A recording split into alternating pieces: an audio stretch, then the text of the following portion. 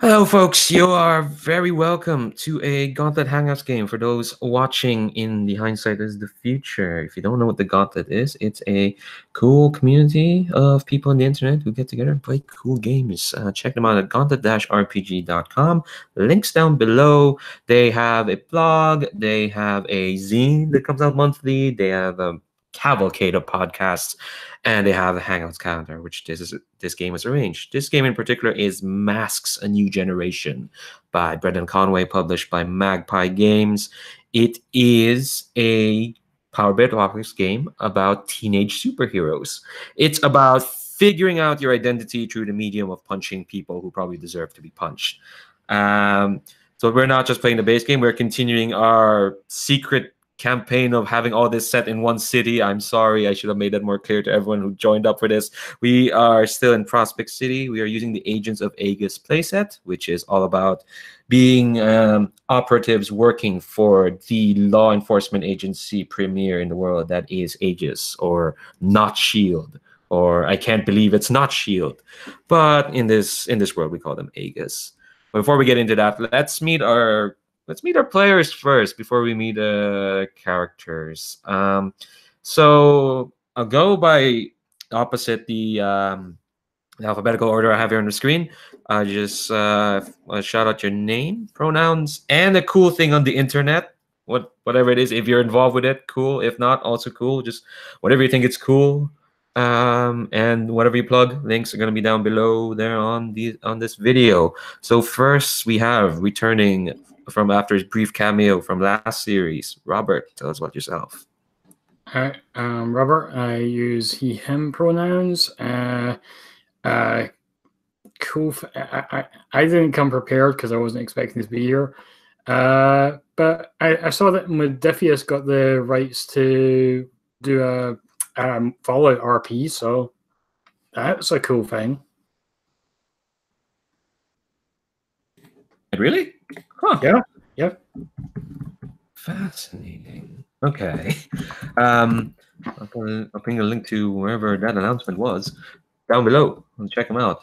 Next, joining us for this series, Michael, tell us about yourself. Sure. My name's Mike. You can go ahead and use he or him to refer to me. And I'm looking forward to this game. My other regular game so far is I've just started playing in a Doctor Who game, which I'm enjoying a lot. So I'm like making a return to gaming. I've been on a hiatus for several months, so I'm glad to be back in the scene. Well, I'm glad to have you and hope you have a good time tonight. Up next, regular in these videos, I guess. David, tell us about yourself.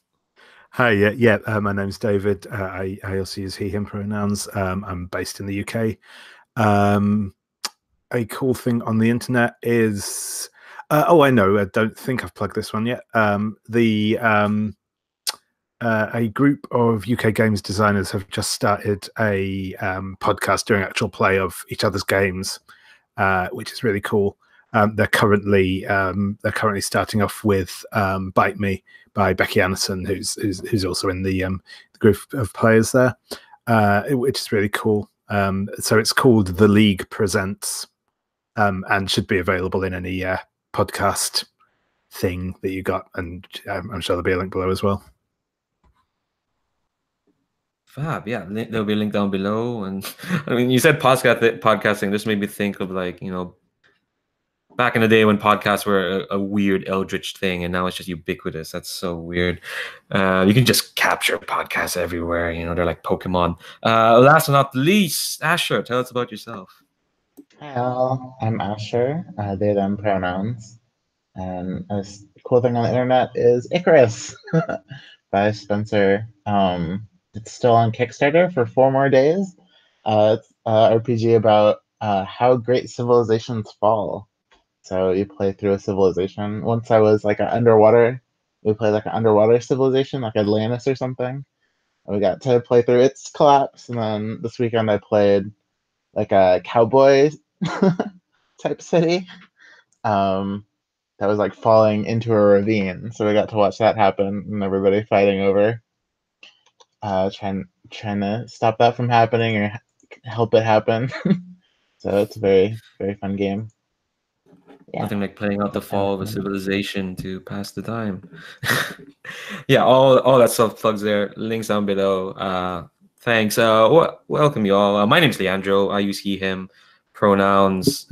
I don't have to shout out a cool thing because I make the rules here. Yeah, but let's jump into it. Before we jump into it, though, I want to talk about our safety tools because that's important. I want to make sure that we are playing in a safe and comfortable environment. And so we have some safety tools to make sure that we are in that environment. First and foremost, we have lines and veils. Basically, for those who don't know, lines are things that won't be crossed, won't show up on the fiction at all, not even gesture towards it. Veils are things that can happen in fiction, but they happen off screen. We throw a veil over it, so to speak. Like it can happen in the fiction, but we're not going to concentrate on it. We're not going to put it out on screen.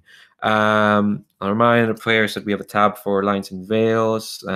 Make sure everyone's cognizant of stuff there. And also we have the A.E.G.I.S card, which is basically if we ever stumble into a scene where people feel uncomfortable, they don't want to it's something that they didn't want to have to deal with, you can just throw out an X or an X, or here on the screen or on the chat or on our roll for your party room. There might be some clarifying questions, but no one gets to question why the X is being thrown out. If it's thrown out, it's thrown out, and we will roll back and start over, depending. And we just restart wherever we're doing. And finally, we have an open door policy here. Basically, if for whatever reason you need to leave, whether it's an emergency or you're actually, you're just not feeling it, or even if you need a break for 5 minutes, you are allowed to call that whenever you want. And we will pause and we will accommodate people who need to go. That's all perfectly fine. That's all on the table. All right. So now that's out of the way, let's talk about what we're actually playing. Because we're not just playing Mask. We are playing the Agents of A.E.G.I.S playset, which can be found in the Secrets of A.E.G.I.S supplement. This is playset number 4 in this unexpected series of running through all the playsets. So as I said, this one casts our teenage heroes as folks training under A.E.G.I.S, which is the premier law enforcement agency in the world. They are basically they are the armor around the world, so to speak. They basically, imagine S.H.I.E.L.D. That is basically it. And our heroes, through whatever reason, and we'll find out why and whatnot, are in this training team, being trained, cultivated by A.E.G.I.S, and also being sent out to do. You said do their bidding. What did you mean? It's not that black and white. But it shouldn't be black and white. That's the thing. That's kind of what we're dealing with. We're dealing with, you're working for this big organization, and we're going to see how our characters feel about that. But let's meet our characters then. I'm going to go from right to left in the character keeper. And what we're going to do is give me a pitch of your character, and we'll go through your backstory questions. And then we'll save all the collaborative stuff for last. There's some team setting for later, but and if you're a returning character, because some folks here have been in processes before, tell us what you've been up to since we last saw you. And so let's start with our beacon. David, tell us about formerly of Shoreline, but now simply Spectre. Yeah, certainly. So Spectre is the heroic alter ego of Caetano Kai Ventura. He's a kid, grew up in South Shore, which is sort of the docks district of Prospect City. He was drawn into the superhero life when the Spider, a sort of supervillain mob boss type, was spreading his influence throughout the city. Kai, under the guise of, at the time, the Shoreline Spectre, rose up to fight alongside a band of other teen heroes to bring vigilante justice to the Spider and his minions. So last time we saw him, he was had just rescued another young superhero from the clutches of the spider. And in the meantime, I think their sort of campaign against the spider proceeded until things got weird in the city. I think he has wound up in A.E.G.I.S because essentially at some point he was picked up by the authorities whilst pursuing his sort of vigilante work, and was strongly encouraged to join A.E.G.I.S to both. I think, a bit of a swing thing that obviously they kind of wanted to. They didn't want, a young vigilante running around the streets, but also probably out of the basis that it's probably the best way to keep him and his family protected from any reprisals from the spider or his henchmen. Yeah, I think that's him pretty much. Oh yeah, he's just to go over this kind of description stuff, because I always forget this because it's on a different bit of the screen. Yeah, he's said he's mixed race, black and Brazilian. His dad is Brazilian. His mum's black. He's quite a cheerful guy. When he's not in uniform, he looks like pretty much any other teen off the street. I'll go through your backstory. This is for so everyone else can know who Spectre is, so we can get the relationships down. So ask your backstory questions. But before that, I want to know your abilities, like what you bring to the table, and your drives. Yes, of course. Spectre's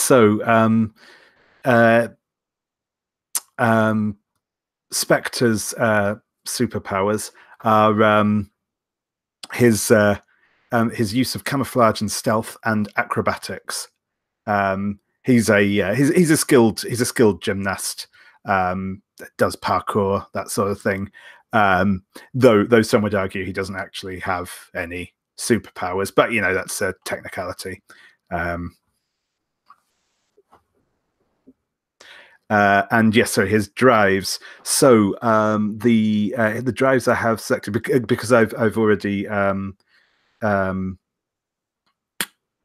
so played as captain in a couple of other sessions. So I've crossed a couple of these off already, but the four he had selected at the start of play were to help to most need you, which he crossed off, and to pull off a ridiculous stunt, which he also crossed off. The two I have remaining before I select some more: earn the respect of a hero you admire, and kiss someone dangerous. Jesus, there's a lot of ambiguity in that last one. What's dangerous? We'll find out. Yeah, so let's go to your backstory question. So how did you gain your skills? Yeah, so he's always been pretty good at athletics, gymnastics, that sort of thing, track and field and gymnastics, basically. He knows the city well, very well. And yeah, that's how he got his powers. His skills, I should say. Some good old gumption. Yeah. When you first put on your costume, and the cool thing with this one is you can actually watch that happen if you yes go to my YouTube channel. So yes, it was when one of his school pupils, school colleagues, school friends, schoolmates, one of those words, was the superhero Saguaro, which he didn't realize at the time, and she was being kidnapped by some private security guards in the employ of the Spider. So the first instance of him putting on his costume was basically throwing on an impromptu mask and going to help her out. Right, and so who outside the team doesn't think he should be a superhero? My parents still aren't super keen on the idea, but they've kind of accepted that A.E.G.I.S. A.E.G.I.S. have said this is sort of the best way of protecting me. So they're kind of going along with it for now. Also, Agent Corellios, who's one of the staff at A.E.G.I.S, I think she is likewise not particularly. She specializes in studying people with superpowers, and she doesn't really see a need for me to be here. I was going to ask if you knew that she was going to be one of your handlers specifically, because the way the Agents of A.E.G.I.S works, that you don't meet all those people. You get assigned handlers depending on the makeup of the team. Yeah, she's one of your handlers. So excellent. That's even better. Yes, I didn't plan for that. Why do you try to be a hero? Well, originally, stepped up because my neighborhood was going to hell at the hands of the spider, and someone needed to do something. So I kind of, and other people had started doing things, so I sort of stood up to join them. Since then, I've kind of had a taste of the life, and I want more. Poor thing. Finally, what do you care about the team? Yeah, hanging out with other heroes is great. I love working with these people, and I think we're going to have some cool adventures together. All right, none of you let him down now, okay?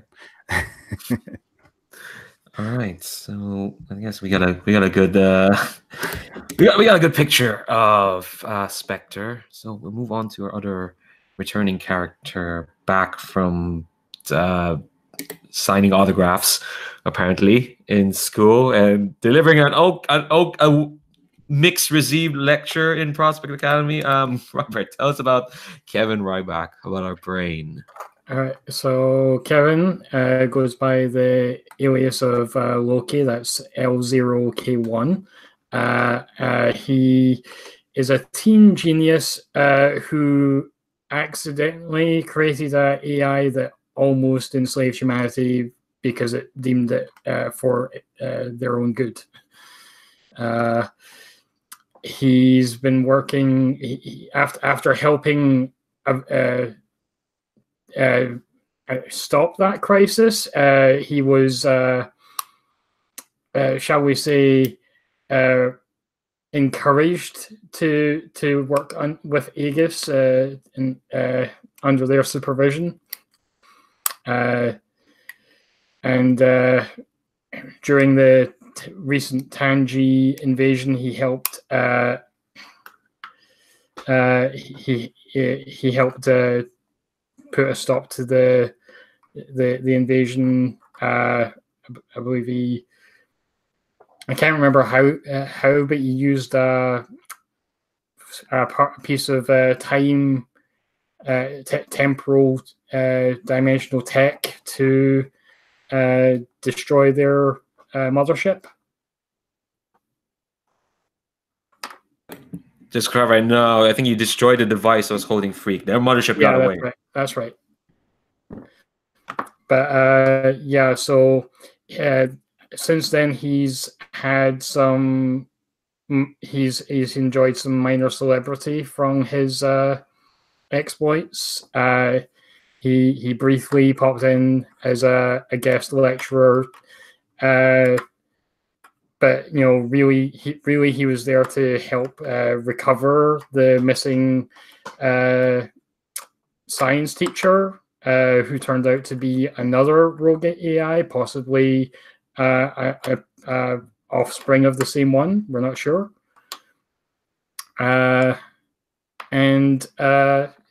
Yeah, since then he's just been working on retrofitting the shield from the Tangi mothership to potentially create a defense shield for the city. All right, let's go to your backstory questions just a bit. How did you first reveal your genius to your friends or family? So he created a drone that has some basic AI, allowing it to respond to verbal commands and act as a companion to him. He doesn't use that anymore because, frankly, the idea gives him the willies now. We'll find out why. But so Go on. That's all. That's all for that one. So why did you decide to use your intellect for the benefit of others? Did you even read? I started out wanting to show off, impress people with my intellect, and maybe make the world a better place in the process. Yeah. So what was the accident or misfire that taught you some sense of humility or responsibility? So this is your shame. Yeah, I built a smart AI called A.E.G.I.S. The intent was for them to analyze world events and come up with solutions to disasters and threats before they even happened. But the A.E.G.I.S went rogue, deemed humanity to be a threat to itself, and took over various robotic creatures throughout the city in order to subjugate humanity for their own good. I was able to create a security patch to prevent A.E.G.I.S from spreading its influence, but was unable to bring myself to destroy it. So they remain at large in an android body of their own creation. Yeah, we met her in various guises in the previous series. She's still around. Yep. Yeah. Who helped you realize you need other people? My mother convinced me that I need to get out and spend more time with humans rather than my toy robots. After A.E.G.I.S, I decided she had a point. Yeah, you flourished since then. You made friends, fans even. Probably didn't expect that.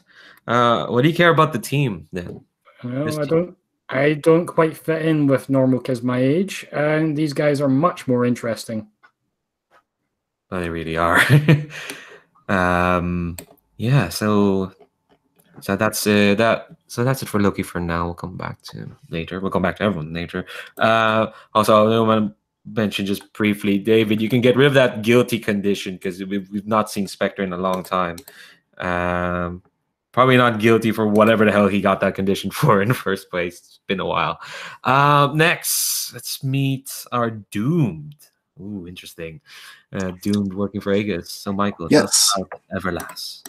All right, so her true name is Elena Imam, and basically, I was just pondering over what the origin would be. She is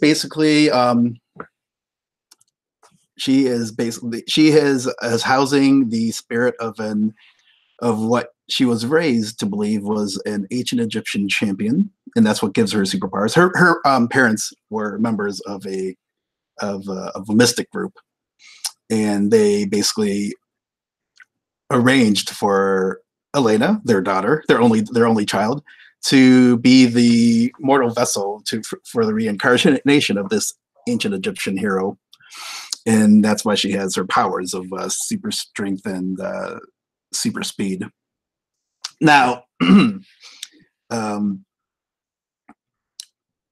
what she has found out more recently, right now I have envisioned as being like after her first mission with the A.E.G.I.S team.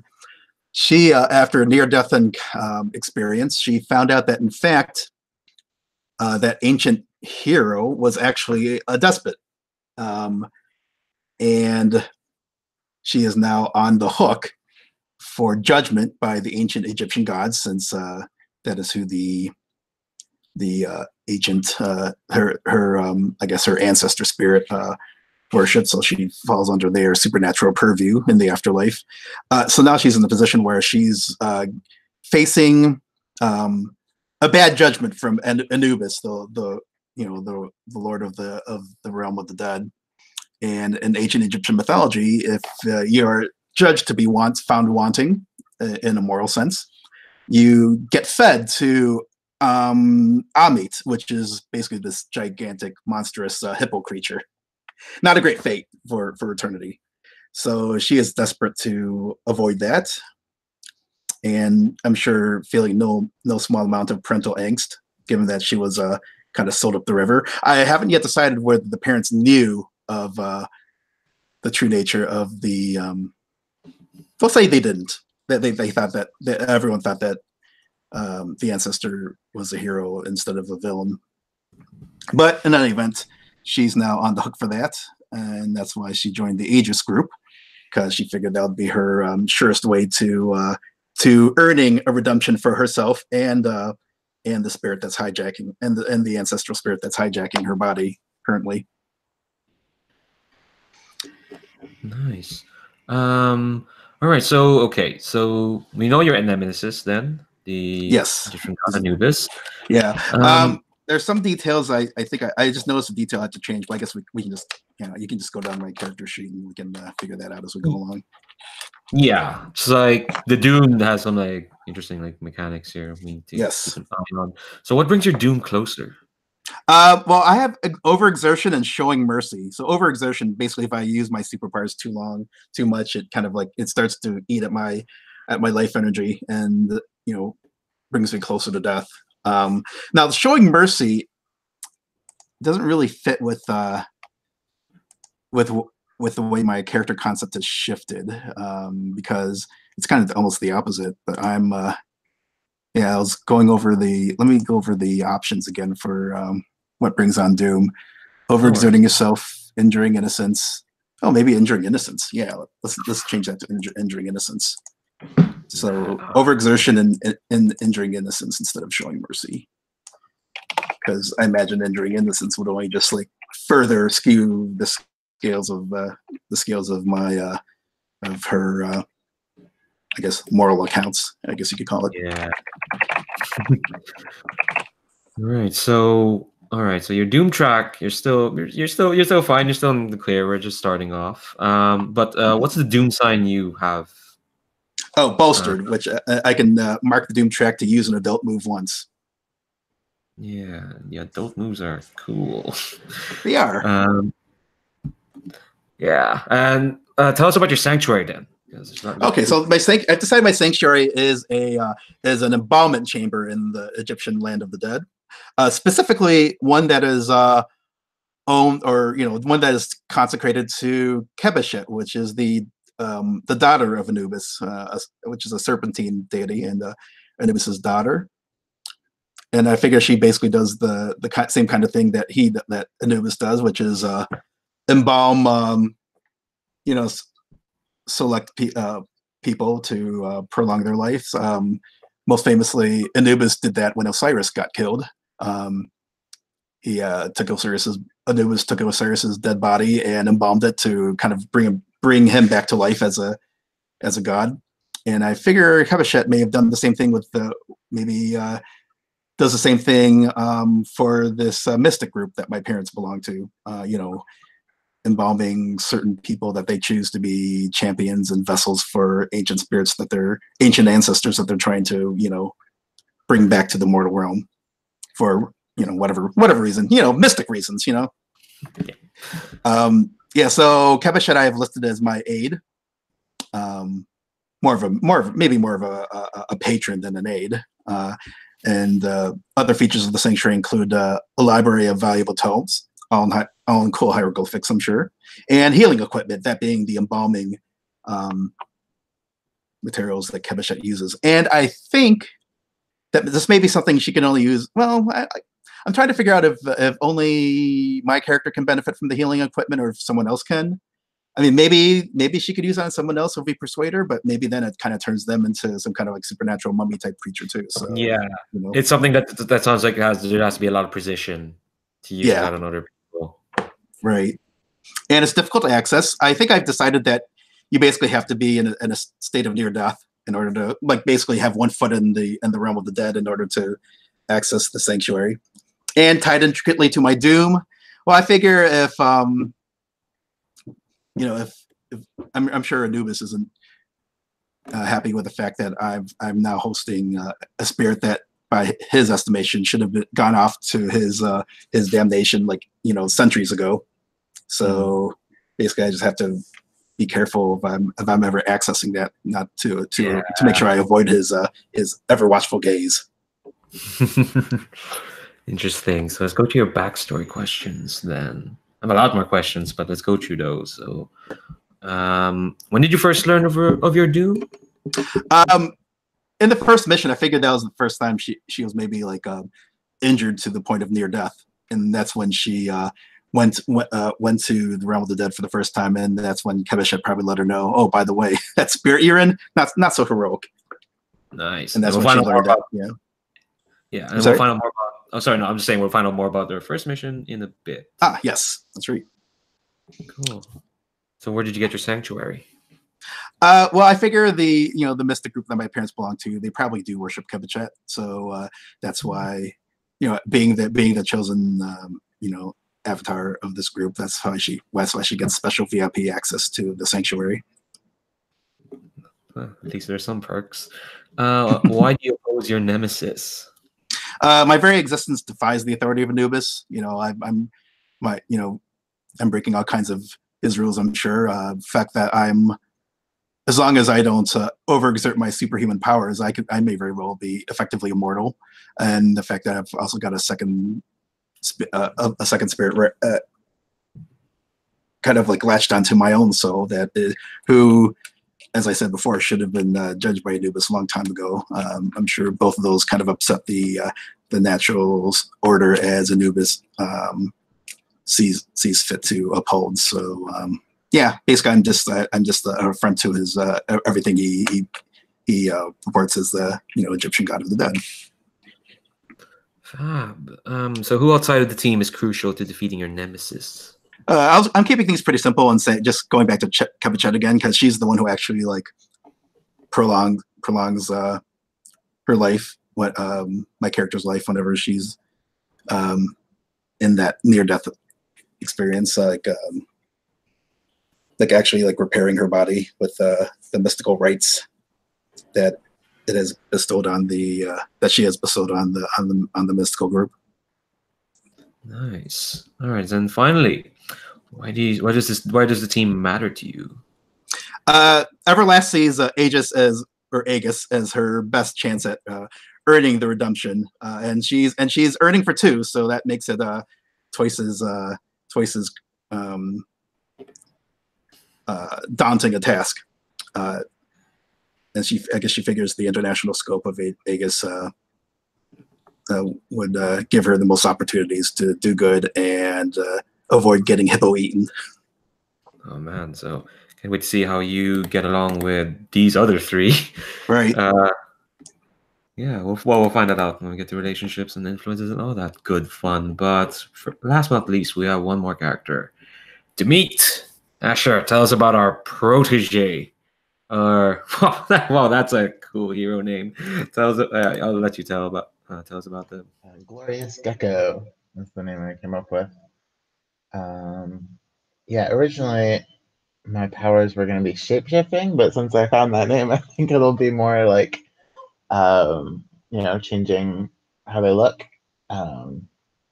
So like stealth and so my powers, I guess, I came up with a mentor named Consonance, and they make a lot of weapons and gear for A.E.G.I.S, I guess.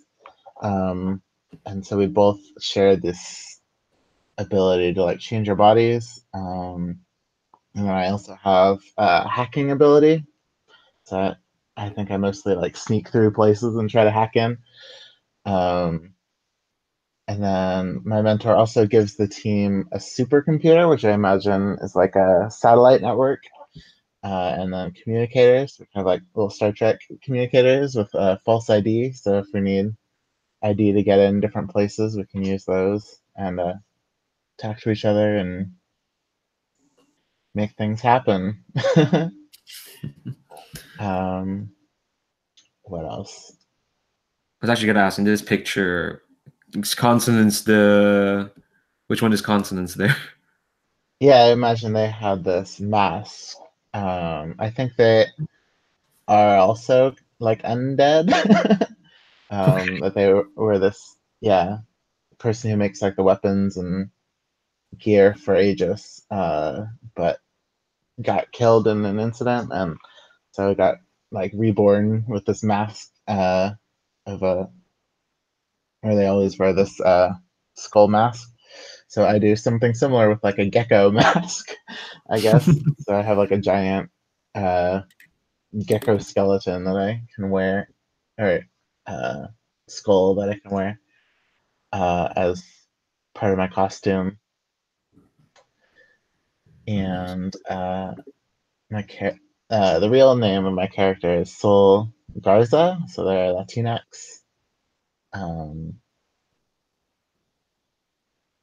And so kind of figuring out the backstory, I guess. No worries, no worries. It's fine. I'll ask some of the questions. If you don't have answers, that's fine. Think about them while we go through all the other world building stuff. But I'll ask the questions that you have answers for. How did you first meet your mentor? So I think they make like communications gadgets for Aegis, so I hacked into it and found like a flaw in their gadget and used it as like a calling card to try to find them. So when and why did you choose to train with them?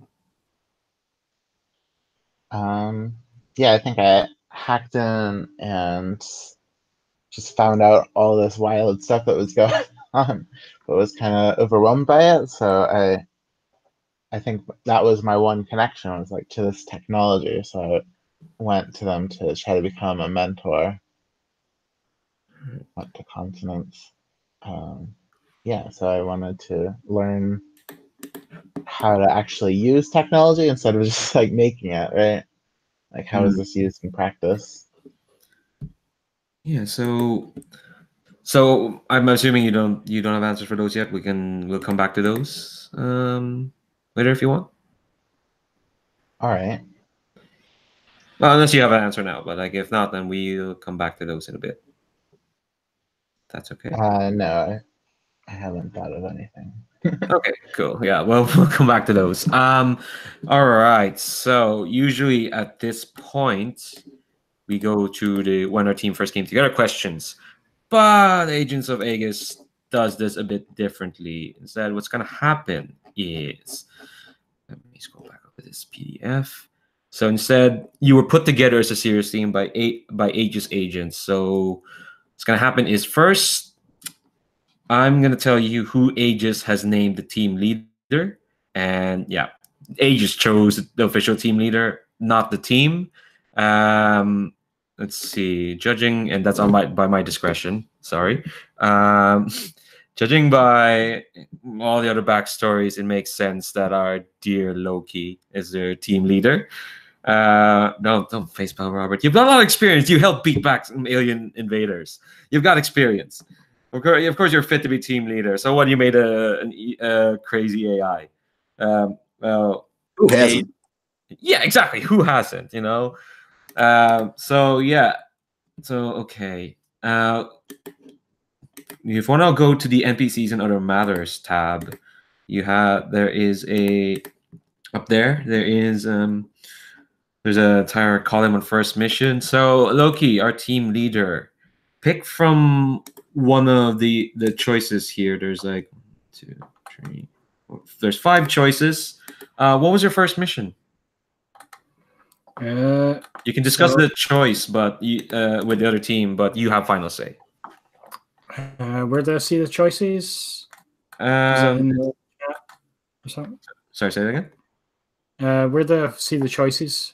If you go to NPCs and other matters tab, and Okay, yeah. there's a pick list there.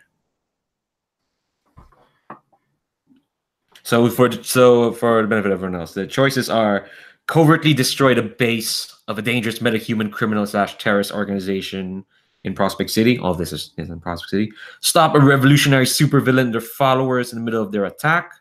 Covertly collect a powerful and strange artifact from a cult. Free one or more captives from an invading force infiltrating Prospect City. Or confront and subdue a team of dangerous and excessive superheroes operating within the city. So, team leader, you have final say. You can discuss this with everyone else. What the most interesting one you think would be for this group? Covertly collect a powerful and strange artifact from a cult here in Prospect City. Yeah, because we're dealing with cults anyway. We know it with one of our supernatural forces. If our cults in play, we'll see. All right, so yeah, when you pick that, see all those questions have popped up. So starting the team leader, each player is going to answer one question for that mission. Questions don't need to be answered in order. Not all questions need to be answered. Each player chooses one question from the list and answers it. They cannot choose a question someone else picked, and I don't answer any of the questions. So, which one of those do you want to answer, Numpy? I want to answer what was the origin of the artifact? All right. And I want to say that it was actually alien in origin. Ooh. Do you have like a specific alien in mind, or do you just know it's alien? Of undetermined extraterrestrial origin. All right. Okay, so it's just undetermined extraterrestrial origin. All right, interesting. I guess let's go to or I'll just pick a person. Everlast, you want a question? Do you want to answer there? Yeah, let's take a look here.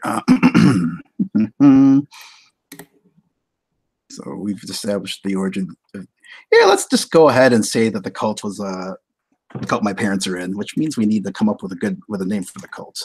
Ooh. We'll just call them the we'll call it the Order of Redemption. How about let's call it the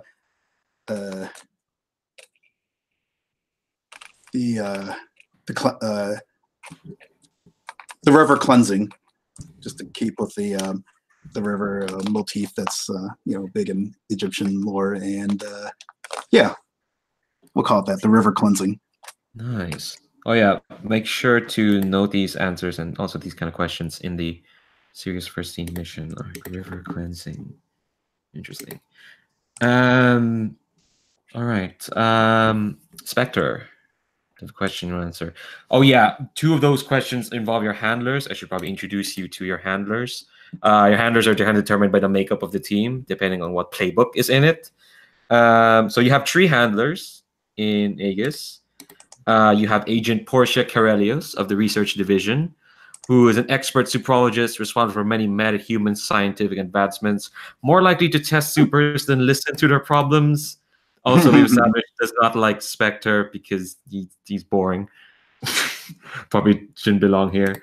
You also have Agent Anisha Sai of Training and Development. She's a former field agent, veteran in many operations. She's transitioning to civilian life. She's now up to training, the next generation of agents. She claims to not miss the action. That's what she says. And last but not least, you have Agent Viviana Sara of Superhero Liaison. Basically, she's a former superhero. She's named Monopole. She can manipulate magnetism. She has contacts with the superhero community, but finds them, the superhero community, just a tad arrogant. So those are your handlers. They seem fairly nice. You could have gotten worse handlers, I'll say.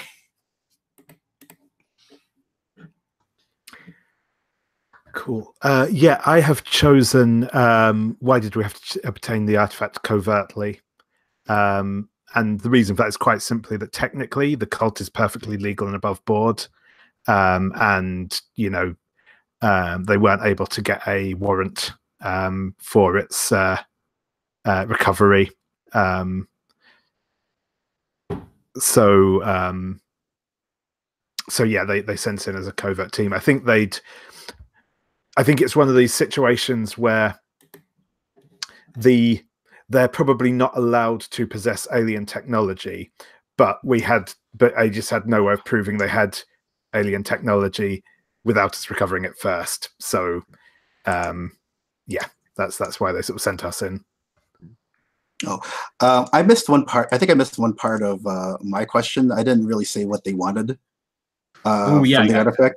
Go on. So maybe we could say that they're hoping to use the artifact to create a artificial host for like more like reincarnated champions, and I'm sure that went horribly wrong. Oh yeah, so they don't have to rely on pesky humans with their pesky beliefs and their raising pesky will. kids. It's a big time commitment. Yeah, exactly. You know, like you can just make a host now instead of having to cultivate one for like 16 to 20 years. It's too much work. All right. Finally, Glorious Gecko, you have a question here you want to answer?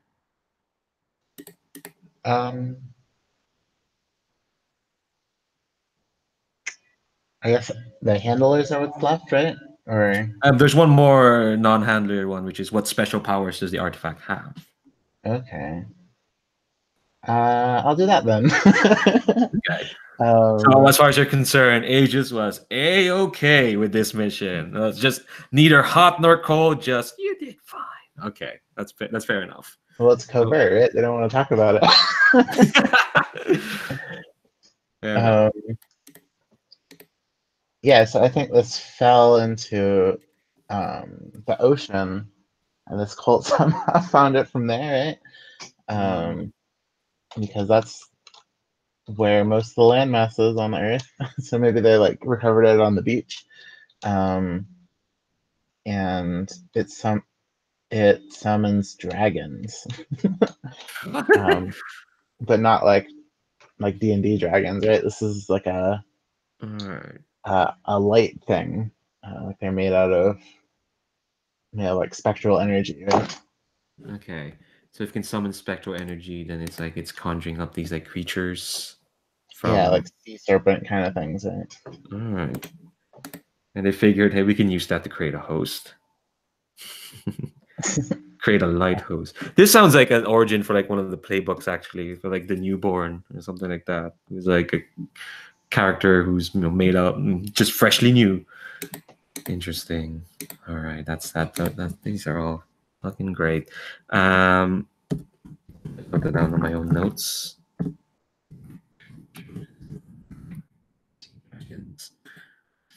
All right, so yeah, that's your first mission, and presumably it all went swimmingly well, except for the bit where Everlast got near mortally injured and figured out that she's on the hawk for a despot.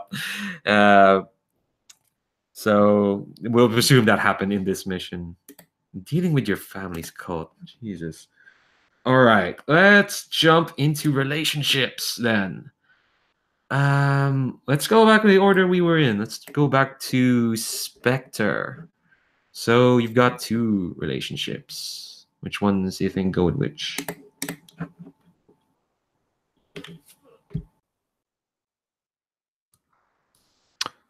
So my relationships are Blank is awesome, and you take every chance you get to hang out with them. And you've got to prove yourself to Blank before you feel like a real hero. So originally, for the second one, I was thinking Gecko, because like they're being trained by an established hero. So, but that I could also go for Loki, because he's our team leader. Well, who do you think Spectre would find cooler?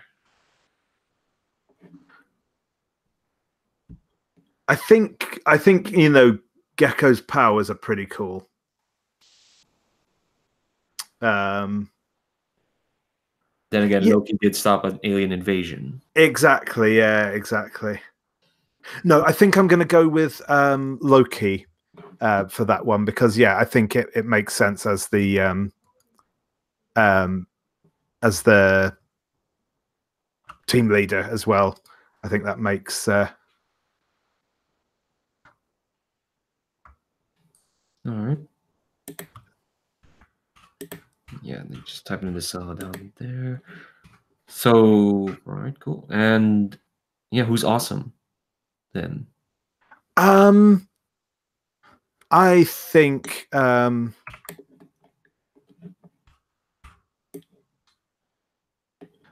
it'll be I think that might be Everlast, actually, because she seems cool.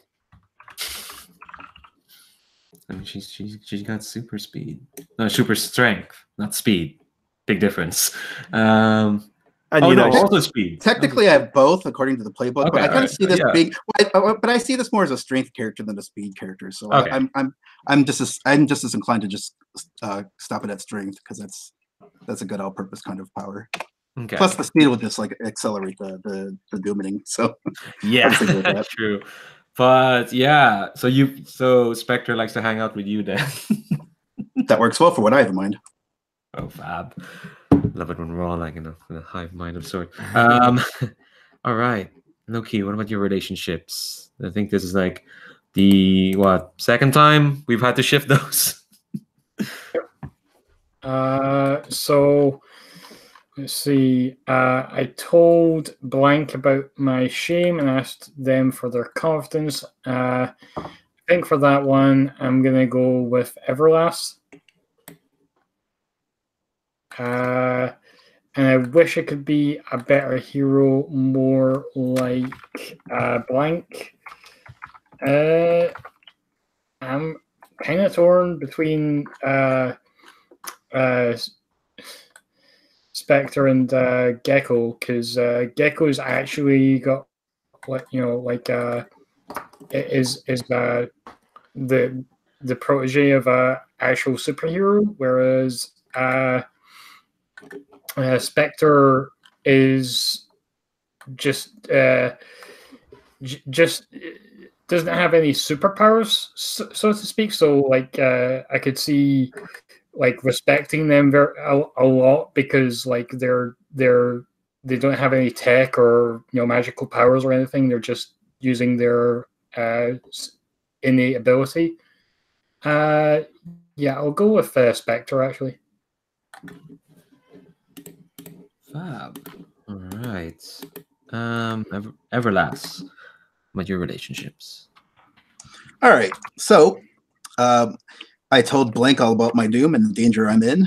I think I'm going to go with the Glorious Gecko because she seems, looking at that character's playbooks, she seems to be all about spreading the advice and wisdom of the prior generation, both getting advice from her mentor and sharing advice on her own with the heroic tradition moves. So I think because of that, she would seem like the kind of person who would be a good person to talk to for advice. And certainly I've got, my character's got a lot on her mind.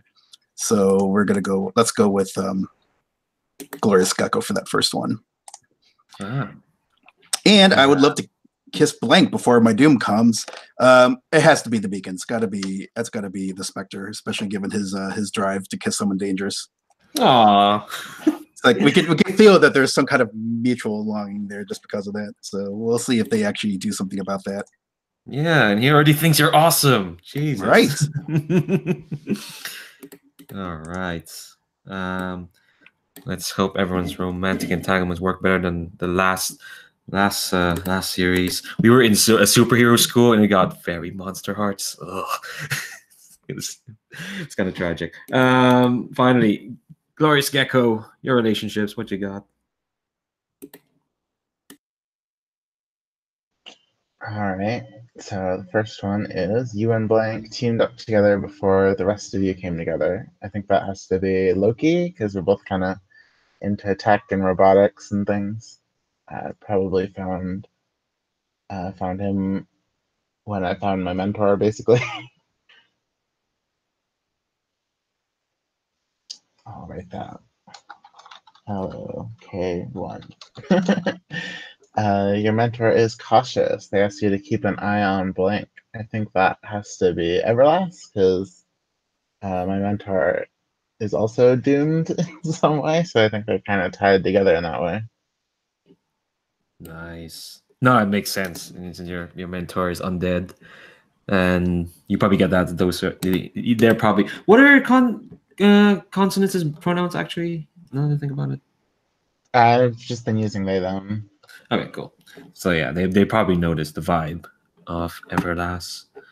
Yeah, I think so what we're gonna do is let's do influence out on screen and then we're gonna take a break and then We will probably have time for a briefing. I want all y'all to be together in one scene so we can see your dynamics play out, and then we'll meet your handlers. We'll give you a mission, but before that, let's do influence.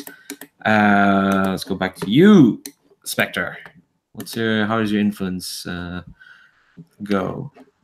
My one is nice and easy. So just flipping back to the playbook. You're so excited to be here. Give influence over you to 3 of your teammates. So everyone gets influence over me. That's easy. There you go. Yourself, Loki.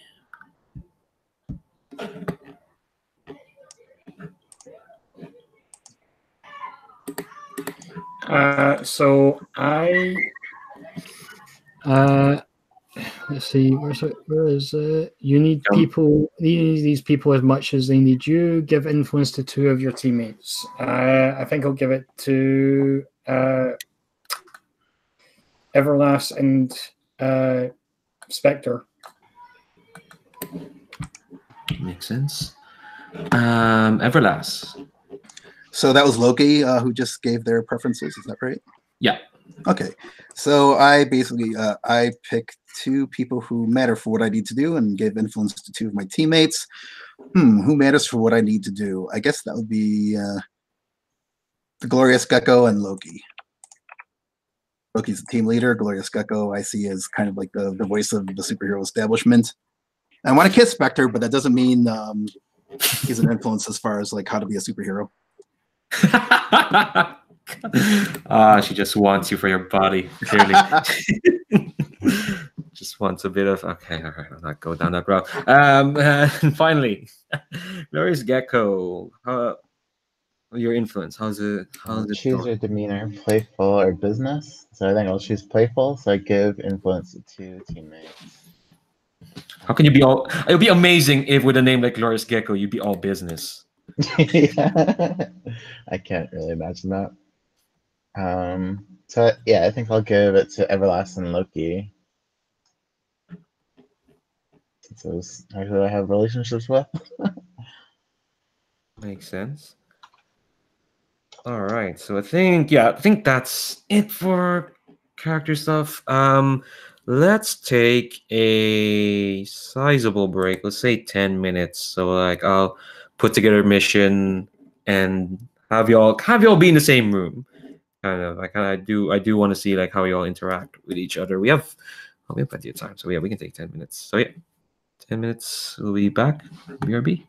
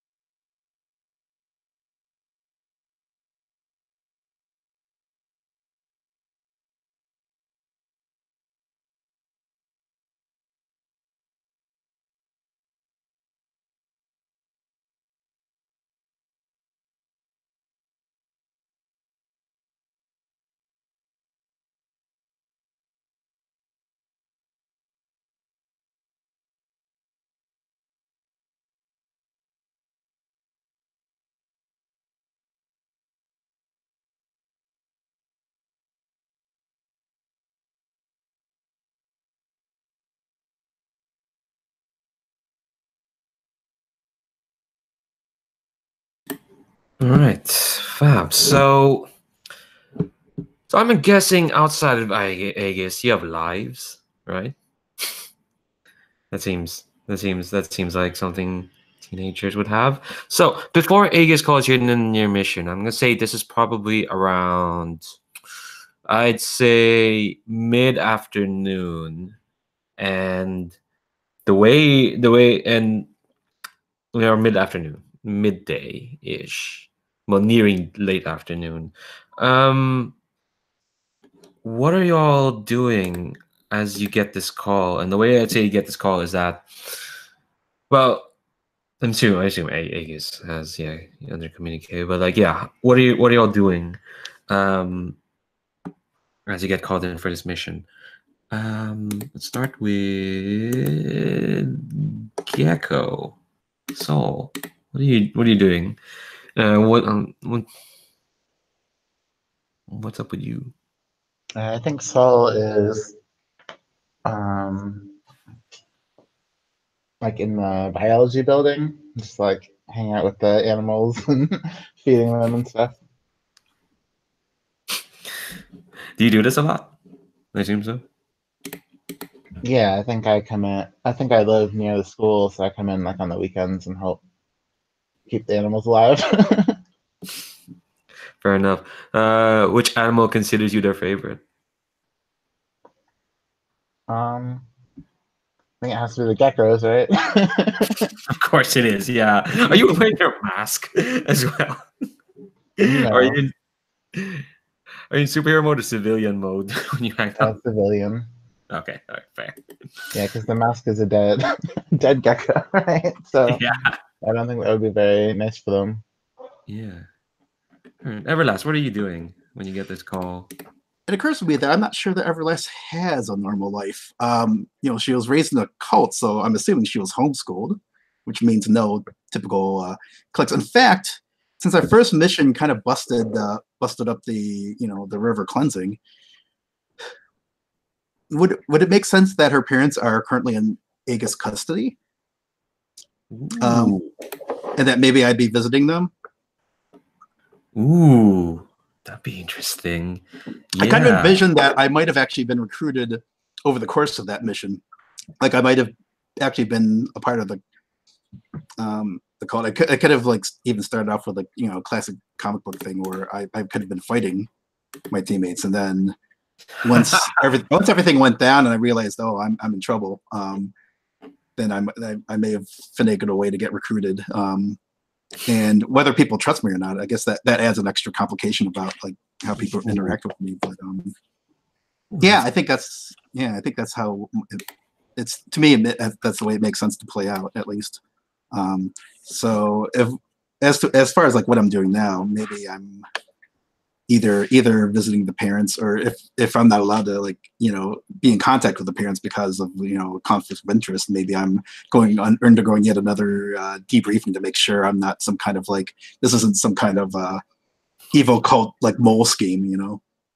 Yeah, and maybe some time has passed, and this is this is not your first attempt to do this.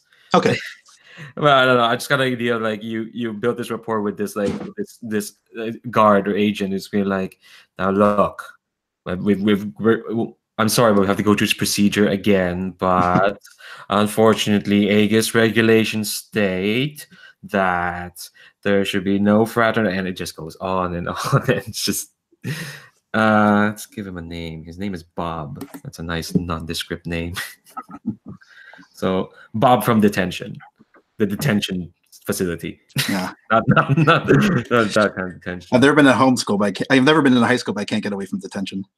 Yeah, it just follows you. It's a state of teenagehood. Yeah, Loki, what are you doing when you get this call?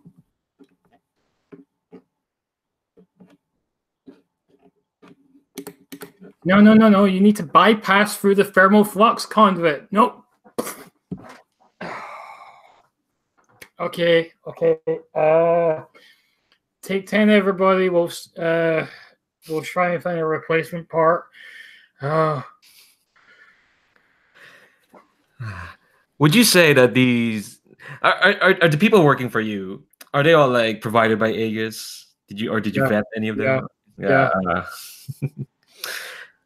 Is there anyone? Are all of them? No, they're all doing their best, I assume. Their best, yeah. Their their best. Ouch. All right, that makes sense. Finally, Spectre. What are you doing? Can you get this call? Yeah, so I think Spectre is at the mall, hanging out with some friends, having a burger.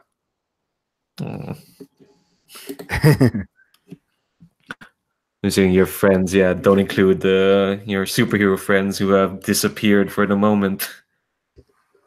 Yeah, no, I think this will be some sort of old school friends from. I'm assuming he's been I'm assuming he's not still going to his old school whilst he's working for A.E.G.I.S. I could be wrong, but I'm kind of assuming that they have a more intense program than that sort of thing. Yeah. So It probably is a new school because we kind of pulverized your school in the January series. Sorry about that's that. fair. That's fair. that did happen. But yeah, no. So I think he's just meeting up with a few of his old school friends, and they're just hanging out. What do you say when you get this call? Like, what's the excuse you give? Oh, it's my mom's just called. I need to get back to. Sorry about this, lads. I'll catch up with you later. And she sort of makes the excuses, sort of inhales the remainder of his burger and jogs off. To the. Yeah, I think one of your friends just gets like, "You tell your mom to lay off. She's been working you real hard." I don't know why you're friends with Jughead Jones, but either way, I think how y'all get to space, and it could be various means. I almost want to say invasive teleportation, but no, that's not. I assume so you, if you're not on site, you probably got to ride, like just face this. No. I think especially for you, Spectre, you got like an automated car, just pick you up. There's no driver; it's just wheel. I think same as well for Gecko, and you're all being brought. Well, some of you are already there in the A.E.G.I.S facility in Prospect City, which I'll just call it the same one as the one in house. You can see it's called the Spike. It's this big, long, almost impossibly thin-like structure. It looks like it shouldn't. It looks like a monument, but it's not publicly. It's not publicly that is an A.E.G.I.S facility. It's like a smokescreen. People see a big long monument, like just a spike. But when people who are brought in, they're brought into this like adjacent, like I don't know, like a candy store, like a news agent or something like that, and you're just brought into like a couple corridors, and suddenly you're inside this facility of, what is with a government facility. It's all corridors and action. A lot of people walking and talking for because they want to seem like they're busy. You know how it is. I think the communique that y'all get, which either to your phones or communication device you have, is said, to meet at conference room Birch is what it's called. I don't know. Their theme is floral or trees lately. So conference room Birch is where you're being brought to meet, and I think it's the four of you just waiting as you're in this like big conference room. There's it's a round table. It's all very austere, and there's like a projection screen with just the A.E.G.I.S logo on it, and there's the four of you got a moment to talk.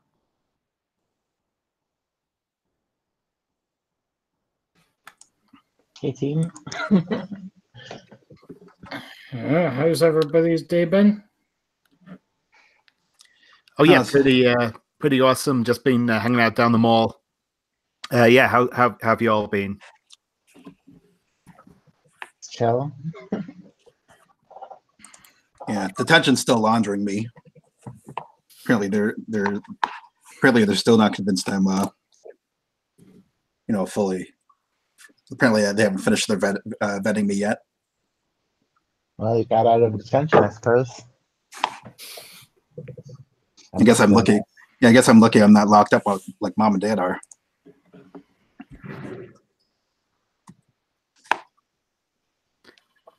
Yeah, that's real rough. Yeah, I mean, I'm sure it'll all get worked out in the end. Well, I guess well, let's hope. Let's hope so. Yeah. I was actually going to ask, Spectre, you think that's comforting or supporting your teammate there? Yeah. Just makes me think about the end as in my cosmic end. The hungry hippo is as she may refer to it. Yeah, no, I think it's probably more than a platitude, but at the same time, yeah, I don't think I'm specifically being that supportive there. That's fair. So, unless you all have anything else to say, I think the first person bundles in is Agent Corellios, let's say. She's a expert psichologist. She's looked into the physiology of many humans. I think when she comes in, she's very much. I mean, I guess the motto is "Live" from that recent Spider-Man movie. She just come in, just kind of whirlwind. She kind of just not paying attention. She has on like A.E.G.I.S lab coat, which is basically a lab coat but with some silver lining on it. And it looks heavy duty, and they just kind of bustle in. They're kind of looking at they have a hologram coming out of their kind of like wrist device, and she kind of comes in and she just looks at you. Oh, hello, Sirius Team. How's your day? Hope we didn't pull you out from anything terribly important. Nope, management's just trying to figure it out. Still trying to figure out if I'm a traitor or not.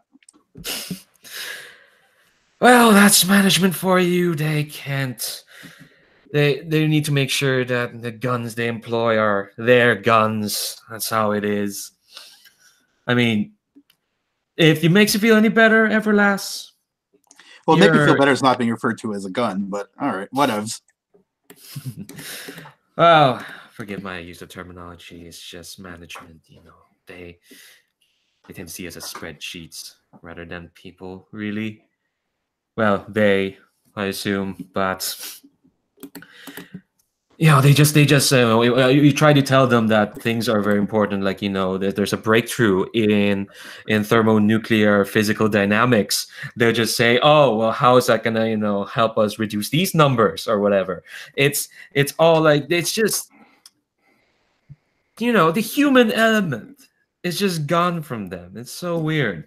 Anyway, well, your other handlers, agents Sai and Sarah should be here soon before we get to your mission. It's just, you know, I need to plug in these calculations. You're all ready for. This should be simple for the four of you. So experience, it should be fine. It should be fine. And unless you have anything else to say, she's just kind of like wander off to the corner, trying to like whatever it is she's doing. And then I think there is there's some 5 awkward minutes as she mutters to herself, and your other two handlers come in. Agent Sai she carries herself with like, she looks at you and she smiles warmly at all of you, and I'm imagining, and she looks like her demeanor is she's about to pull out a bunch of cookies to give to y'all, but you can tell the way she holds herself. There's someone always ready, like just like she's ready to like strike out at any minute. You know, she's the most martial of them all. Well, meanwhile, Agent Sarah, the former superhero, kind of bounds in with just force. She comes in with dynamic resistance, so to speak.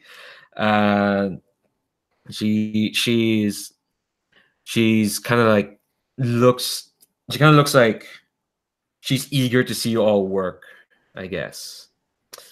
And Agent Anisha Sai kind of takes point and kind of nods to the other two, and it's like, well, I'm hoping we didn't pull you away from anything important, but we have a mission for the 4 of you, which should be suited to your talents. And I've been told that this would go to a great way of clearing certain people's records when it comes to working for us in the future. And she snaps her fingers and kind of like the briefing kind of continues, and I'm not going to go through like this point by point, but so basically, so what she's going to say is your mission, if you choose to accept it, which you have no choice at this point. Your mission at the moment is, this is set for later tonight. The A.E.G.I.S has gotten word that whatever remains of the river cleansing is coming out to transport one last package. They went to track down kind of like the remnants after the three of you busted up their operations and in the process recruited Everlast.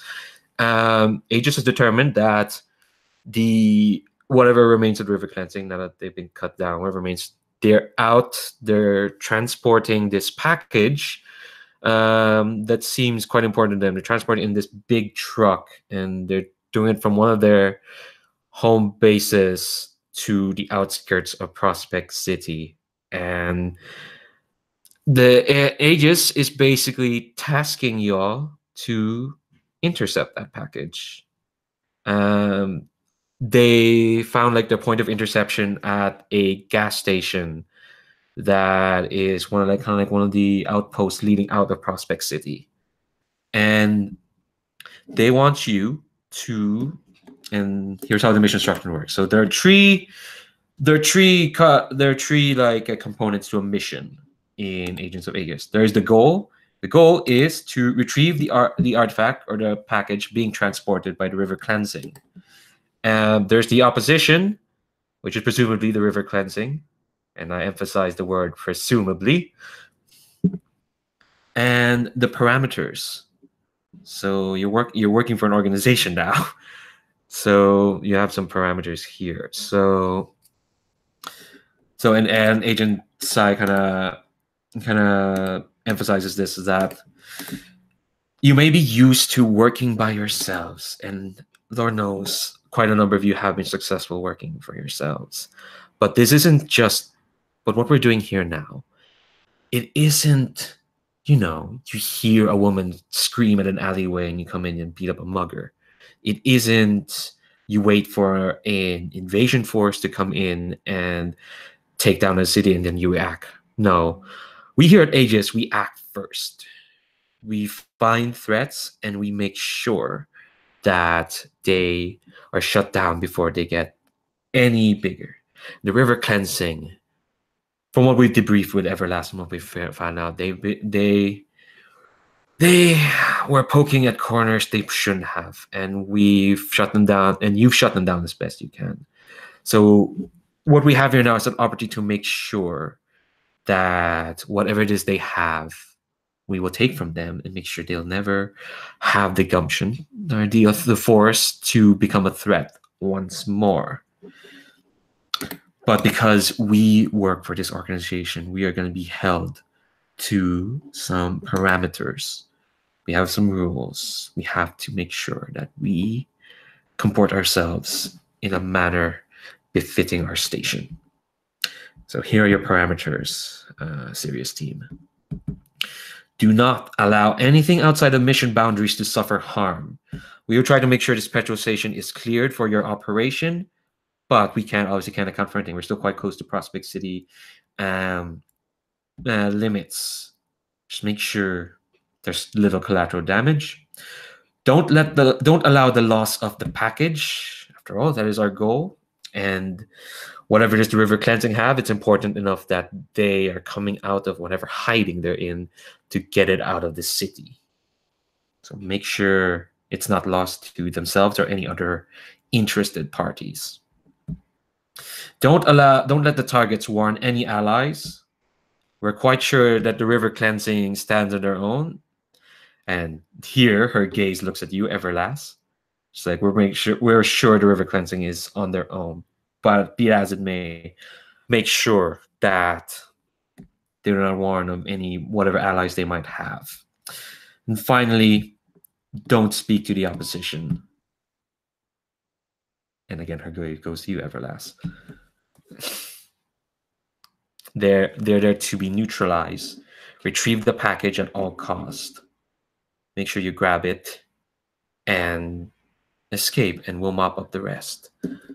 The package is the most important. It is the goal here. Any questions, agents? Don't speak to the opposition. We can't try and negotiate with them. Bring them.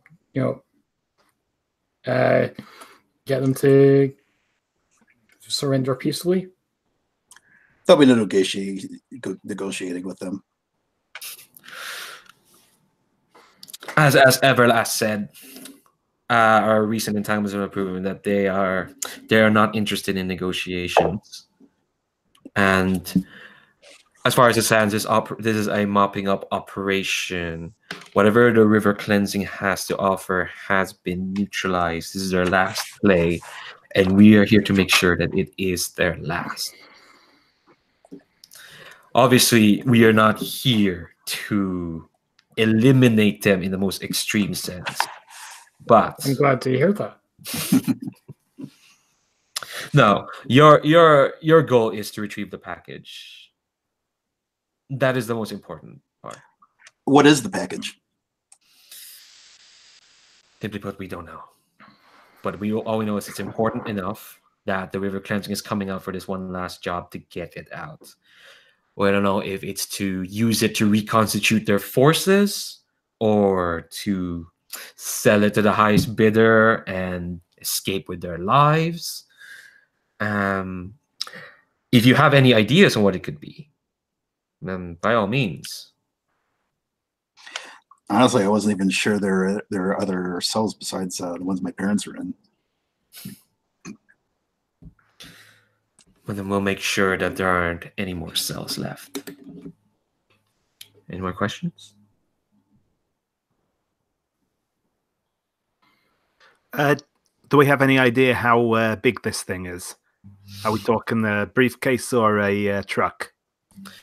We know it's being transported in a truck, and we know that it is important enough that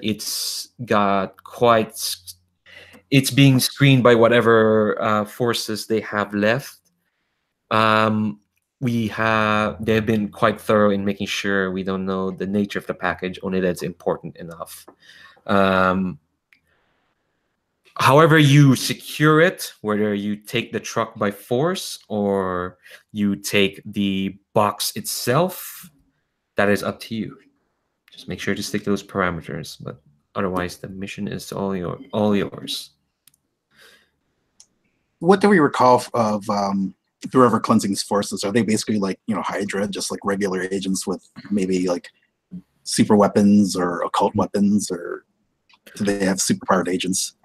I'm stepping out of character here. I'll ask because that was kind of your first mission. I'm gonna ask the four of you. What did you encounter when you fought the river cleansing?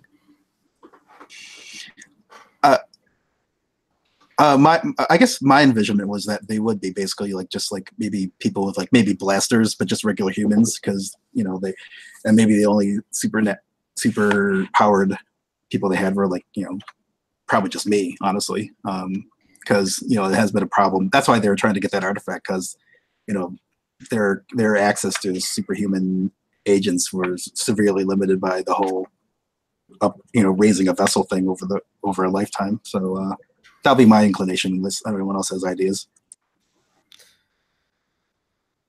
Anyone have any other ideas? Yeah, I was imagining they're like fisher people, right? Because they found this stuff in the ocean. So they might have some technology, right? They have advanced fishing boats and stuff. Oh, I mean like subs and stuff. I mean, they could have maybe something linked to some kind of quasi Cthulhuoid type, buried deep underwater entity. If I don't know if that's what you have in mind, but that would fit in with the finding the artifact in the ocean vibe that we established in our first mission description. Mm-hmm. That works. Yeah. So I think what when you kind of ask that, I think she responds like, yeah, all they have kind of left are the ground forces. But we try not to, take them for granted. And this Agent Corellius pipes up and saying, well, after all, that artifact we got was able to summon, you know, beings of pure light to wreak havoc on the world, or so they say, apparently. You never know what they could be hiding. So one thing to learn when you're working for Aegis, children, is that, you know, expect the unexpected. Including in yourself. You never know what you might pull out some ridiculous superpower, whatever. Lord knows that happens all the time. And she's gonna go on to this, but Agent Side kind of cuts her off. It's like, all right, okay, I'm here. Is there anything else? Good. Now we've had you on here before, and of course we've had Loki here for quite some time doing work for us. But this is their first mission as a team proper, the four of you. And being given this mission means we're putting quite some trust in you to carry on Aegis's objectives and goals. So what I would like you all to keep in mind is to be on the ball. You have some time before the mission now to clear up anything else between yourselves or to anyone else. And here, like former hero Agent Sarah kind of pipes up and saying, "Look, this isn't like being a superhero." And Anisha has made that quite clear. It isn't like, you know, patrolling the streets and hoping something happens. You're gonna be in a position of being prepared and having a goal and having rules set on you. So keep that in mind. This isn't what you're used to. Just know what you're getting into and think. Stop to think first before you jump in. Here, because she's an adult, because all adults have influence on y'all teenagers, they collectively are telling y'all your place in the world right now. So all four of you can choose to accept their influence or reject it. So to explain for those who don't know, when they do that, basically what it means is they are shifting your labels. Specifically, they are shifting your mundane down and your superior up. They're basically telling you to, you know, you're not here to fraternize with the enemy, you're here to be smart. So you got a choice there, the four of you. You accept or reject their influence. Let's start the order of the character backwards. Start with you, Loki.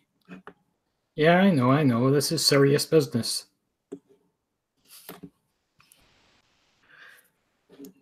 All right, I think Sarah nods at you at that. It's like, oh yeah, you know, we know you're the team leader. So are you accepting that? Mm-hmm. So yeah, shift mundane down and superior up. Spectre, are you accepting or rejecting? I think I'm going to attempt to reject that, actually. Okay. And I said, yeah, we know what we're doing. I know we're new to this whole working as a team thing, but ain't none of us here idiots. All right, so you have to roll to see if you reject that. Yep. A straight 2d6, no modifiers.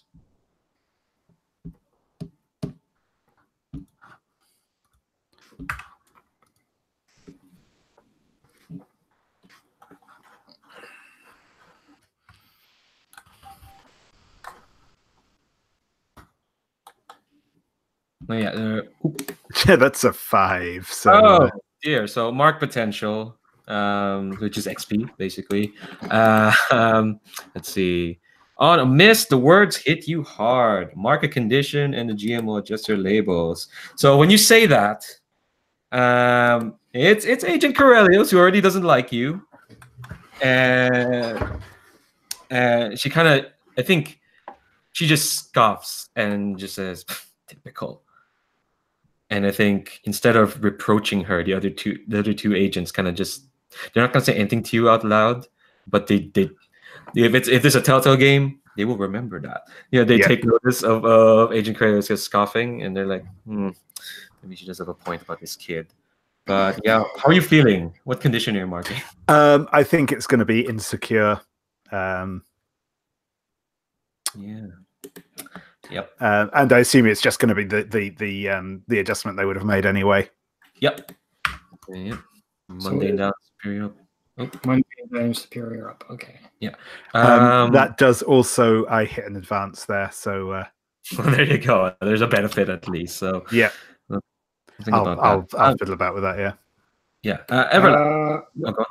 What's the lowest that a trait can go down by?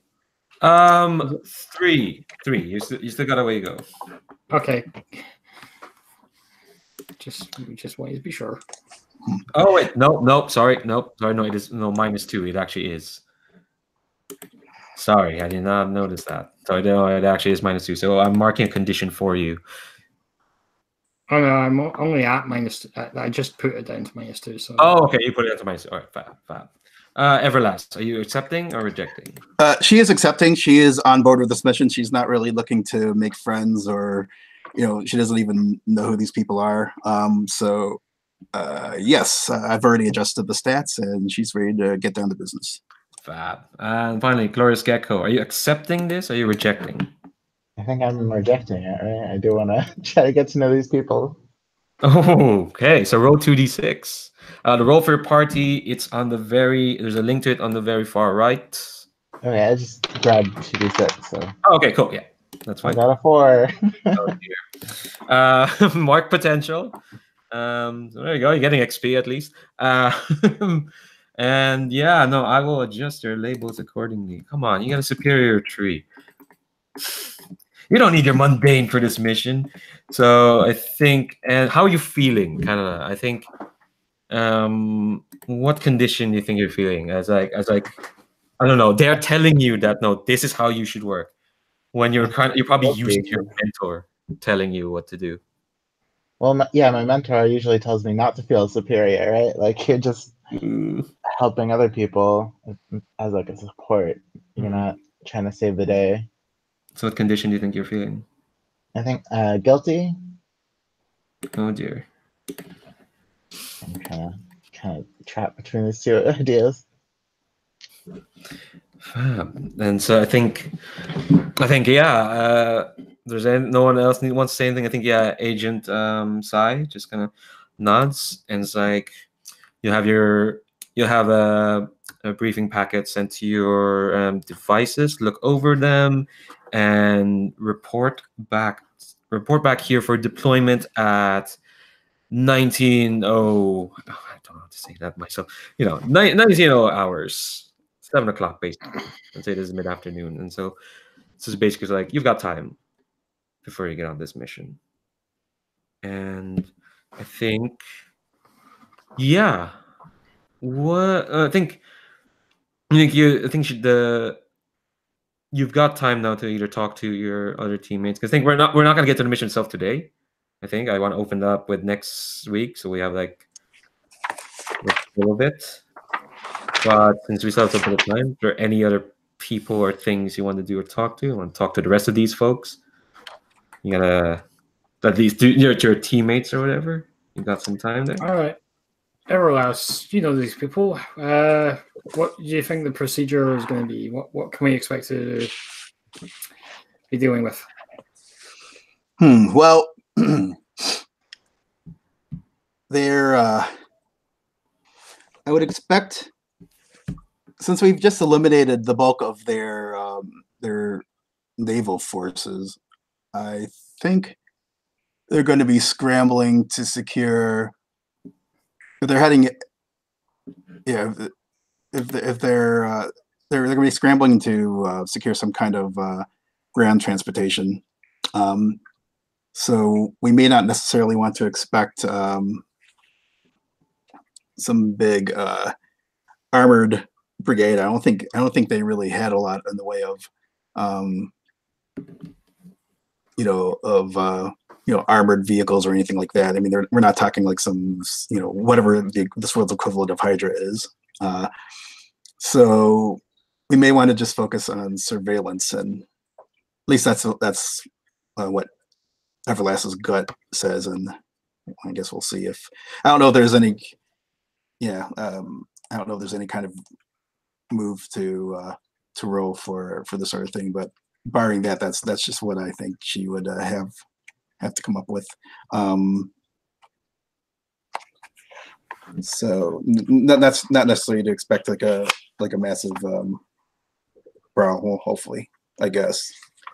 I mean, like I said, I didn't even realize that we had extra cells. Apparently, this organization was a little bigger than I had known.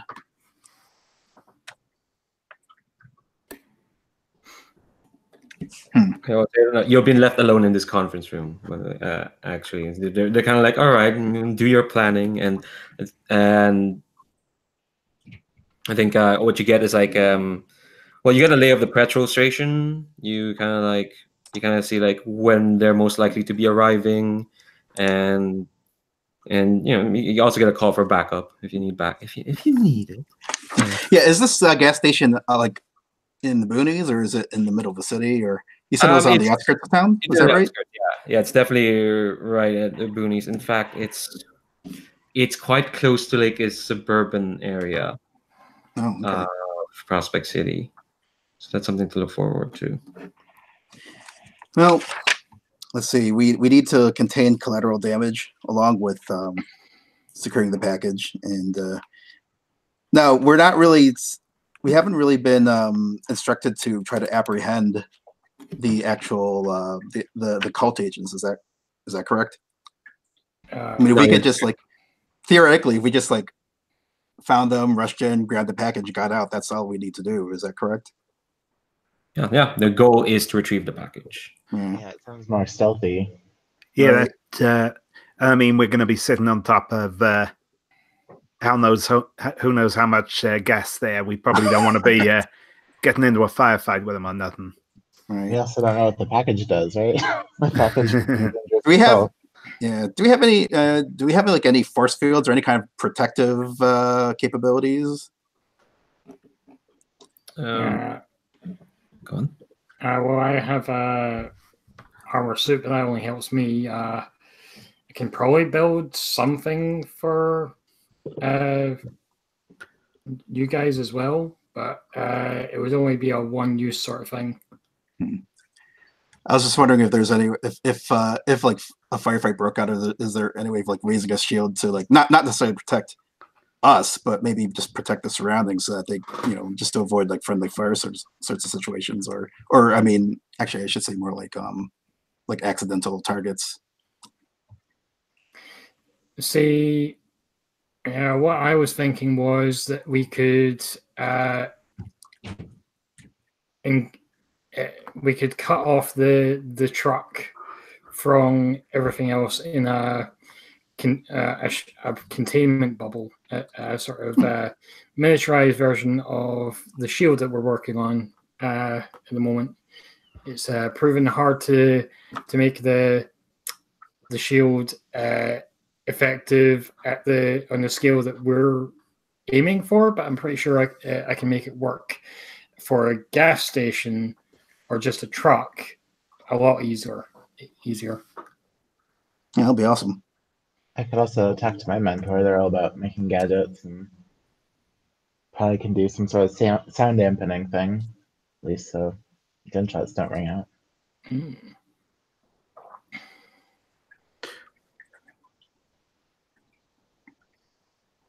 Cool. Speaking of also maybe would we be able to secure like satellite imaging like at the time so we can actually get a basically get a scope on the what's coming in and out of the area. Oh yeah, that's definitely part of your briefing packet. You kind of get like an imaging of like a top-down view and another view, which I'll provide in between sessions, so you get a sense of that. Maybe power detectors to detect like any kinds of like massive like magical energies. Yeah. I mean, that's a nice thing with working for an organization. You can get all this stuff, Yeah, since we don't know what the package actually is. Yeah. I think you mean the phlebotomium particles. Bleep. There's no such thing as magic. I think so. Before you kind of wrap up and kind of like, all right, let's prepare for this. Soul Gecko, you get a call. It's weird. It was just I don't know. How does your mentor contact you? I assume they just don't call you. I guess. Well, we have these communicators, so I imagine they can use that with us. All right. Okay. Yeah. So yeah, you get a call and clearly your mentor. Beep beep. All right. And tell me, what's your mentor like? I think that they're also playful, right? Because they just make all these gadgets. Maybe like like the person in 007 when you get all these gadgets at the beginning. So they like deck everybody out. Like, you wouldn't imagine what we've figured out this time. Yeah, and I think and you get a call and you can hear this like sonorous but playful voice just kind of like, glorious Gecko. I assume your day is completely free. I've got some really fantastic gadgets I think you'd be very interested in, and Right. if you want to learn from the best, you have to try out my goods and services, so to speak. So how's today sounding, my dear Gecko? Today is great. Yeah. Sure. 7 o'clock. You're free 7 o'clock, right? That's the one time I'm not free. We had to meet up. Meet with someone at 7. Oh, meeting with someone. Oh, interesting. This is the part where me as your mentor should take more interest in your friendships and your relationships. Who's this someone you're meeting? It's for a mission. That's why we need gadgets before the mission. Oh, I didn't know that A.E.G.I.S is employing you as a honey trap these days, Gecko. Those are some rough waters there, my dear child. Tell me this mission they're sending you. You think you're up for it? With the right tools, I have as good a chance as anyone. And of course, you don't go to A.E.G.I.S's numerous weaponsmiths of varying qualities. Instead, you go to me. That's... Oh, you know the way to my heart, don't you? Don't you, my glorious Gecko? I do. Well, we don't need weapons. We need stealth. I know that's what you're good at. Oh, Gecko. Well, at least you're keeping... At least you know your own strengths. Very well. Come to me in like an hour. I should have something whipped up for you. And Gecko, I hope... I've seen what A.E.G.I.S does. I've seen what they do. But I won't presume tell you unless you want to know. Is there some other way I should prepare? This sounds like you're seeking advice from your mentor. It does. All right. So what label did they embody? We decided on this, but I forgot. Oh, yes, because they build their weapons and gadgets. All right. So your danger is fine. It's a flat 0. So, yeah. Roll plus danger. Or just roll, I guess. 2d6. At least it's not plus mundane. I got an 8. Fab. All right. So on a hit, they will tell you what to do, and you will get a +1 forward to see through it if you do it their way. So I think what he says is that I'm sure whoever your handler is in Aegis are telling you all about your place in the world and all about being aloof and being smart and not connecting with whoever you're fighting.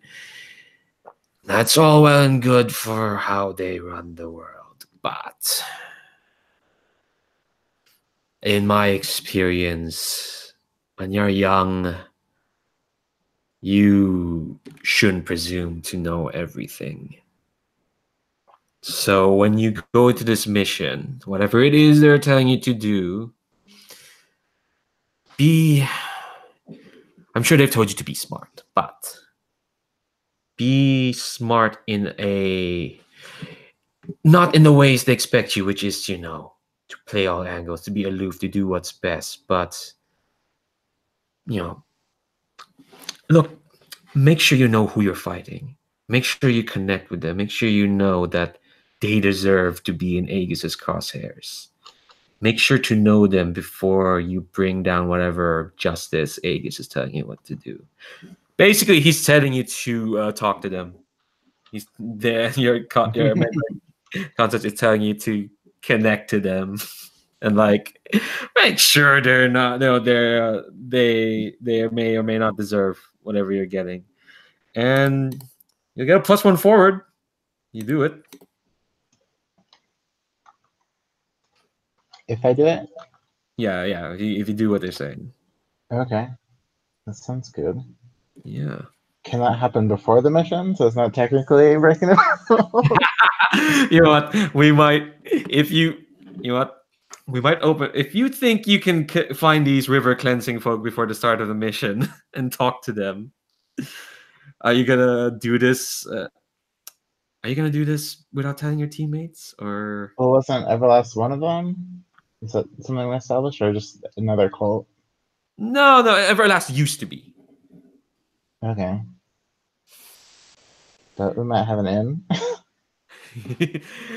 Oh my god! So, I mean, Aegis has given you free reign to conduct this mission, but they expect you to have done it as they basically giving you the how-to list and you're meant to check it off. But if you want to go rogue, that's up to you. It's just that, are you gonna tell the rest of your team that? Yeah, I think I'll tell them, at least if I get any information, right? Are you gonna tell them now, right here? I mean, you're all still in this room. Sure. So my mentor contacted me that we can get gear and supplies, but he also recommended to talk to these people. Talk to these people. To connect with them before we bring justice down upon them. Connect, yeah, connect fists for sure. But what exactly are you talking about? What are you talking about? Tea and crumpets here? What are you getting at here, Gecko? Well, I keep getting these artifacts, right? So we have to figure out some way to stop this from happening in the future. Otherwise, they'll keep sending us on these missions. Well, let's leave that to interrogation division. I mean, that's intelligence division. Isn't that their job? Well, intelligence division isn't on this mission. We are. All right. Well. Oh, well, I don't know. If these are just the last straggling survivors of the river, they're not going to. Yeah, once we pull the package out of their hands, they're not going to be in a position to do much of anything. I don't know how much. Plus, actually, then I think Everlast gets kind of gets serious and basically just says, you don't know what they're. I mean, these people are snakes. You don't know how they get inside people's heads and the links they'll go to deceive them and manipulate. It's talking to them's only just going to give them an in, and you don't want that. Trust me. Do you have influence over Gecko? Oh, sorry, no, Spectre. Say your piece first. So I was going to just going to say I think it's right we are careful here, but I don't know. I think I agree with Gecko and the consonant. We gotta keep our minds open going into these jobs, no matter what those guys back in the office say. It's we're not here to be like mindless thugs or nothing, are we? I say, look, if you want to try for it,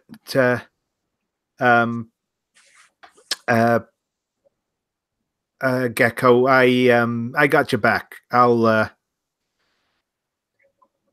I trust you to know what you're doing, and I'll help out as I can.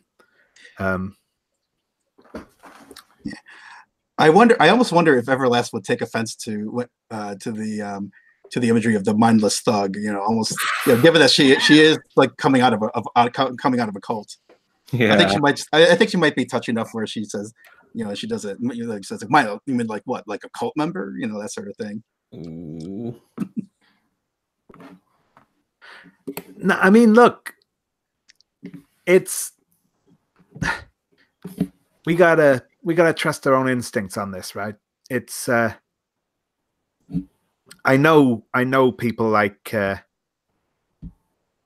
these guys can really get at you, but that doesn't mean we can go too far the other way either, I think at this point I'll just like appeal to Loki as the team leader and say, what do you think we should do? I think that we were given orders not to engage the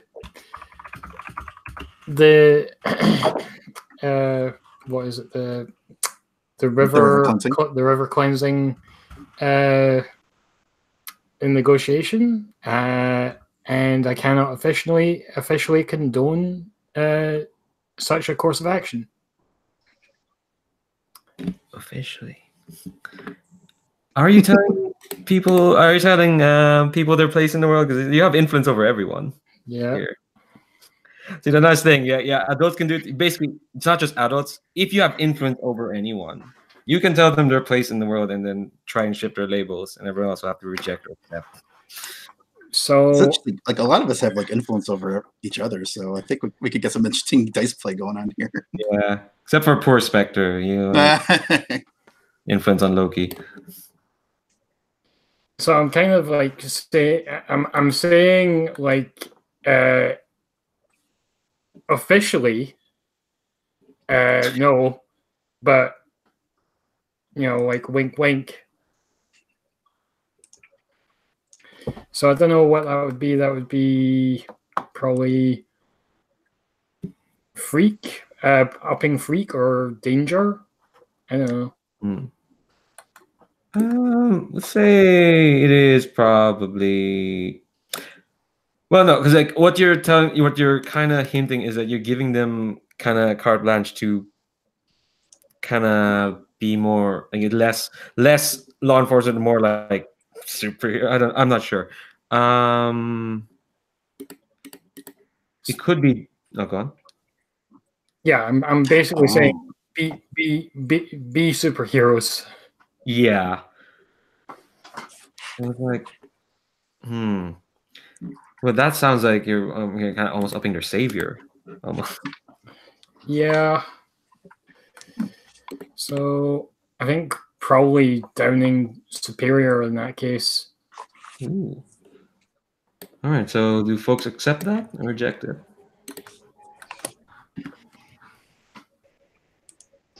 I'll take it. Up your savior, down your superior. Then Everlast, you accept that or reject it? Well, since I'm kind of on board with what he's, I know it seems like he's being very trying to be very quote unquote political in this, but I think I'm inclined to just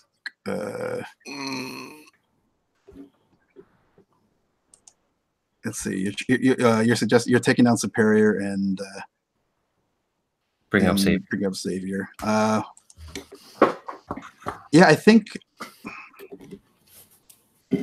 anyone.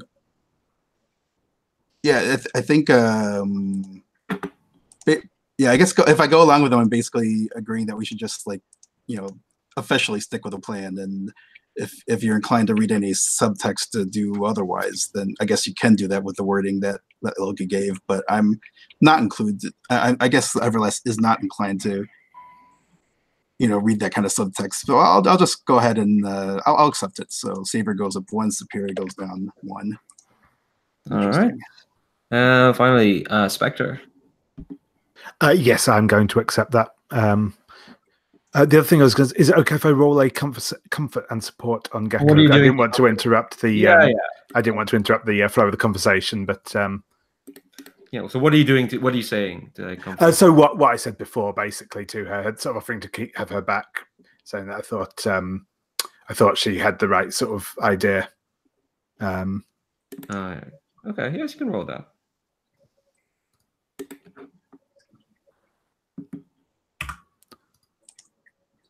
And I guess Everlast is really trying to make the case that these are that the river cleansing there's dangerous manipulators and not to be trusted.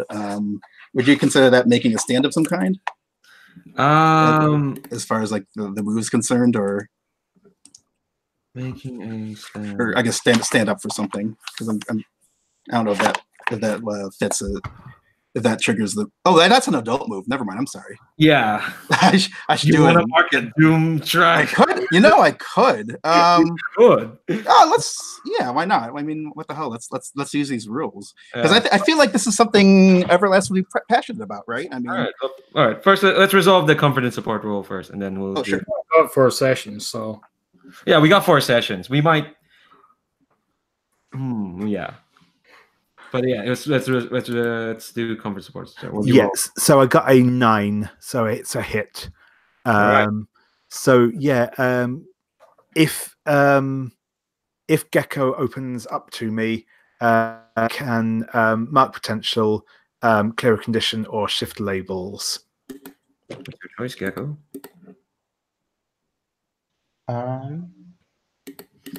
So basically, Spectre stood up for you, and they've tried to comfort and support you, and it's hit. So you've heard them. Do you want to open up to him? Sure. Yeah, I'll hear that. All right. So you either mark potential, clear condition, or shift your labels. I think I'll clear my condition. All right, fab. And okay, so I think the last thing we'll do, we will resolve you standing for something, because I think Everlast wants to have the last word in. It's fine. So all right, so you are marking a doom track to use an adult move. Yeah, you're standing up for something. Roll plus Savior. Well, see, aren't you glad you accepted being the Savior shift? Oh yeah. So okay, I marked down a doom track on my sheet, and yeah, here we go. Ooh, I generated a 10 total. Wow. So all right, on a 10 plus, choose 2. Listeners can't keep doing what they're doing. Listeners can't flee without addressing you, or listeners can't attack you without losing status or position. You know what? We might put a pin on that and think about that because we are getting close to time. And I'm also now that I think about it, I'm a little hesitant about kind of blocking what could be a very potentially interesting thing. But you know what? We could just, because it's a 10 plus, it's not really going to affect anything if you pick something. We might bank that for later. Okay. For our next session then. So sure. I think we canonically in the camera, we're going to end with Loki saying, unofficially, officially giving y'all cover. So I think that's where kind of it ends this episode. And he does literally go wink wink. God's sake. Of course he winks. Okay, all right. So You know, for artificial intelligence, or no, you're not artificial intelligence. You're a human. You're yeah, a human. he made artificial intelligences. Check. Sorry. Yeah, we've met some of them. Yeah, all right. So let's wrap up our first session. I can't wait to dig into these. There's already tension. What the hell? Christ on a bike. For once, I'd like to run a mask session where everyone is just well adjusted. Well, just the Teen Supers. I know. Well adjusted superheroes. Yeah, you're right. Forget about the team. Yeah, all right. Okay, we're not. Well, yeah. Okay. All right. I'll go stop the broadcast. Thanks, everyone. You're all fab. Can't wait to get to know these people in the next 3 weeks. Stop the broadcast. Say goodbye to YouTube. Bye. Yes.